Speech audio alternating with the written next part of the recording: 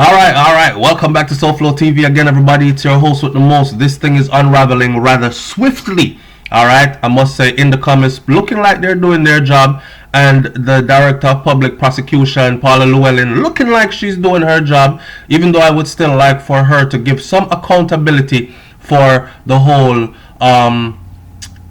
what name, a Rasta youth where them did kill Kentucky Kid, because it was under similar conditions like these that Kentucky Kid had lost his life. But we're not going to talk about that today. We are going to talk about the alleged rogue cops to be charged. Yes, and ballistic evidence are now pointing to certain things, which means some people skin are gonna fry. Listen, it's been a long time coming. A lot of Jamaicans know that a lot of our police officers are dirty, corrupted, and work undercover for personnel that are not law-abiding citizens, right? But we could not prove it. So to have one little stoops of proof is something significant. All right, it tells that there are way more out there. Even the police commissioner is saying that the JCF needs a purging, or it needs a intervention, or it needs one of them kind of words there he used. But anyways, we're going to listen to a series of voice notes right now.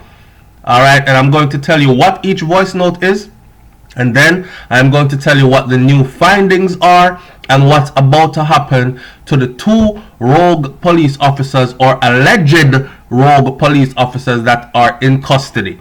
I don't know why we keep saying alleged, because now everyone wants to say it's that until we go to court and prove otherwise. I have a different theory. But anyways, we're going to roll with the alleged. Now listen to this voice note right here first. Here we go. I was regaining consciousness. Now I was looking around. I saw a black car. I think it was one of those Ford cars. I came up there and I saw this man come out where I recognize he was a police officer. Why I knew he was a police officer? He had on a leg holster, and I don't remember we had yelled up each other at the dance, at the front of the dance, because they were at the front of the dance. Yeah, I recognized him come out of that vehicle with some other men, and that vehicle that we intercept, that we collide him, I saw when he go over there, and he had fire shot in that vehicle. In that, I think it was a gray AD wagon. Yeah. And I heard when a man was saying, "It's my son, you're killing my son. It's my son, that my son don't do anything," something to that effect. And then that man now left from over there and come over where my vehicle was and shot Corporal Williams in I think it's the head or face. Somewhere in his upper body, I think it is his head. Come and shot Corporal Williams. By then when I saw it, I was so terrified.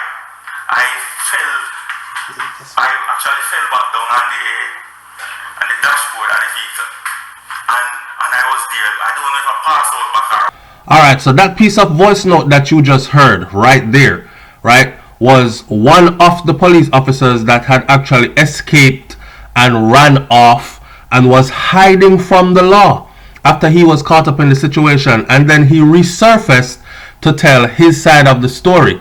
But this particular voice note you heard was him when he was speaking from a hidden place. Nobody knew where he was.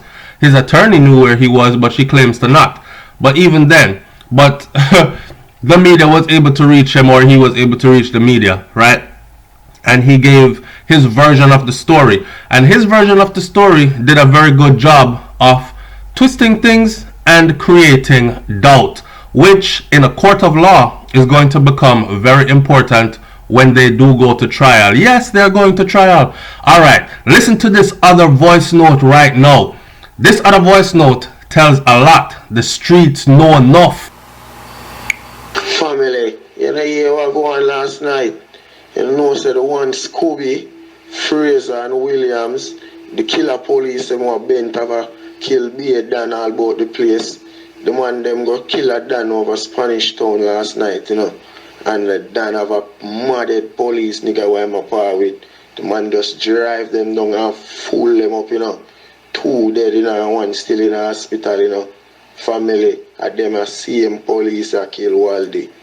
them a same police a bent have collect money from the people them a foreign and a go around and a kill bare people. Right now, I don't mind them test them the gun there what they find upon them. If you match the ballistic them with for while they killing. And they would have say, sorry, say I need some right police around while they right now them boy they would have get it long time. Alright, work with me now. Work with me. I'm bringing you through pieces of snippets from voice notes that came out which led us up to the point we are now. I'm gonna walk you through the whole thing. That voice note that you heard right there just now, it's funny because Brent, who is actually the commander for that fraction of the police, he was placed on, is it administrative leave or a break or something like that, pending investigation and all these things. Listen to those accusations. Listen to this voice note where the person says something about wouldn't mind them test for ballistics, and guess what? They did. And guess what? It leads back to pointing to guns in the vehicle that the alleged road cops were driving in were used to kill the businessman who we call Biggs. Alright? Listen to this voice note now. Mr. Fraser says while he and his colleagues were outside the venue, he heard two loud explosions and saw men running and entering a Tida motor car with guns in hand. Mr. Fraser says he and his team went into their car and chased the men. During the chase, he said, on approaching the intersection of Featherbed Lane and Old Harbour Road, they realized that they were also being chased. Mr. Fraser says he's worried about the negativity in the news about the incident and the implication for himself, his family, and his colleagues. I can't even, I am worried now about my family. Just, even my family now, I'm really worried because these men, I heard, these men are getting themselves. Alright, so Fraser was the police officer that was on the run, right? The road cop that went on the run. And he managed to get a hold of the media and was giving interviews and talking. And he did a second one. And this was the extended version, the other half that we did not hear first. And from that, you can hear him sounding like he's really telling a story that could be true, because if you should measure it by emotions and the quivering of the voice and the crying, and I'm really worried for my family, that kind of thing, then a lot of people are saying, boy, what he's saying could probably be true. And that's why I said to you that more than likely that's going to come into play when they do go to court, because in court is a whole different thing outside of public opinion. Alright, and we know how Jamaica court system go already.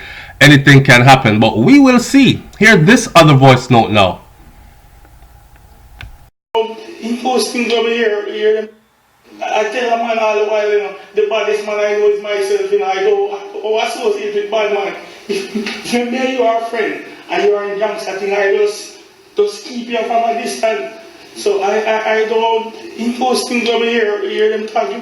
And when I hear all the commissioner, like I think I was here, I clip like the commissioner said we were criminals or something, that hurt.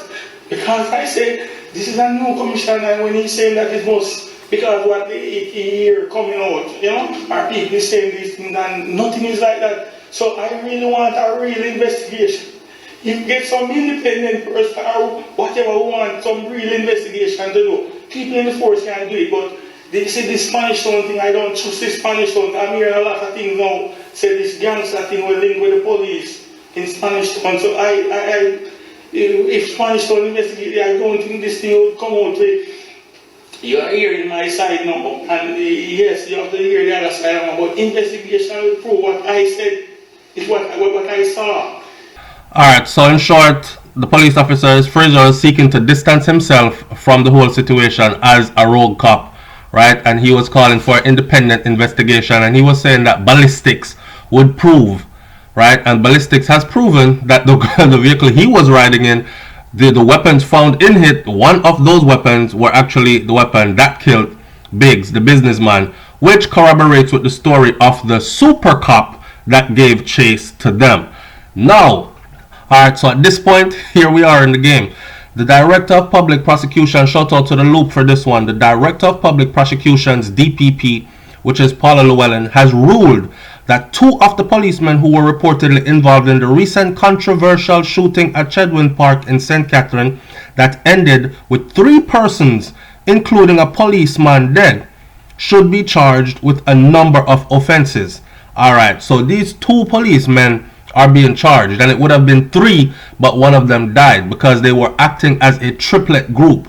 Alright, one died, one got arrested, the other one ran away and then turned himself in later. That accounts for 3. Following an investigation by the Independent Commission of Investigations, INDECOM, and the ruling by the Office of the Director of Public Prosecutions, Corporal Kirk Fraser, which is the one you heard in the voice note talking all along in all the voice clips that I played, except for the one that I said the streets are talking. That is Corporal Kirk Fraser. Him and Raymond Scott, which is the one that was locked up all along and stayed quiet, they are to be charged with a total of 9 offenses. This is what a release from INDECOM stated. INDECOM officials outlined in the document that the officers are jointly charged with 7 offenses, and Corporal Scott is charged separately with an additional 2 offenses. Both no, that don't make no sense to me, because they were both in cahoots and they both committed the same or did the same activities. So how come him get charged extra? Are these police officers now turned against each other and are talking differently for their own freedom? We don't know. Both officers are charged with the murder of businessman Sheldon Daly. Both officers are charged with the murder of Sheldon Daly, otherwise called Junior Biggs. The shooting with intent, illegal possession of 2 firearms, because as you know, they found 5 firearms in a vehicle with 3 officers riding in it. And 3 of those weapons found in the vehicle were actually service issued pistols. The other 2 are unaccounted for or are illegal guns. So they're getting charged with illegal possession of 2 firearms as well. Illegal possession of their respective ammunitions, and offense of manslaughter of a man identified as Kevron Burrell, arising from the motor vehicle collision at the junction linking Brunswick Avenue and Job Lane. So if you remember, there was a chase given, and within that chase, police car crashed into civilian car, and Kevin Burrell was there and he died at the scene of the incident. But autopsy has come out and forensics are saying this and that story has changed, along with the alleged rogue cop Fraser saying that no, I witnessed the super cop who was chasing us went over to that car and shot that man. Corporal Scott is further charged with illegal possession of another firearm and illegal possession of ammunition for that other firearm, which was not a service pistol. Both officers are expected to appear. Yes, police carry illegal gun too. I'm told. We've been saying this for the longest. Them shoot down people and then put the gun upon them, don't? So could that have been one of the guns and that was the purpose for it? Or it's an illegal gun where them use to dash with people and then it cannot be traced? Because here I stand in uniform with my service pistol, and my service pistol is clear, it doesn't have any bodies on it, and ballistics cannot prove that I have done anything illegal with it. But my illegal gun now, I can do murders with. You understand? Alright, so both officers are expected to appear in the Circuit Court Division of Supreme Court on Monday, May 20th. As you're getting this, today is May 18th. Reports are that Daly was shot dead at a party in Chedwin Park outside Spanish Town in St. Catherine, allegedly by 3 rogue cops who were then chased by an off-duty policeman. So I don't know if you all remember, but Fraser said that the policeman, the off-duty policeman that chased him, was actually a criminal, and that off-duty policeman, him watched that off-duty policeman execute a couple of people.